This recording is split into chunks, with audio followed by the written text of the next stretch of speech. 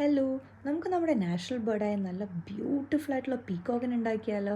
അപ്പോൾ അതിനായിട്ട് A4 sheet just ഇതേപോലെ വരച്ച് ഫെതേഴ്സ് മേലെയും താഴെയും വരച്ച് കൊടുത്താൽ മതി. പിന്നെ ബോഡിക്കായിട്ട് ഞാൻ മെറ്റാലിക്കിൻ്റെ ഫോം പേപ്പറാണ് യൂസ് ചെയ്തേക്കുന്നത്.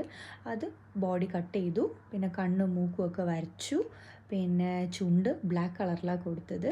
ബോഡിയുടെ ബാക്ക് സൈഡിലേക്കും കൂടി നമ്മൾ പോർഷൻ പ്രൊജക്റ്റ് ചെയ്യുന്ന രീതിക്കാണ് നമ്മളിത് വെട്ടി വെക്കുന്നത്. അപ്പോൾ നമുക്ക് ബാക്കിൽ പിടിക്കാൻ വേണ്ടി പറ്റും.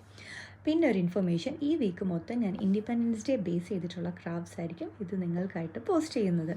അപ്പോൾ വീഡിയോസൊക്കെ ഇഷ്ടമായ ലൈക്ക്, ഷെയർ ആൻഡ് സബ്സ്ക്രൈബ്.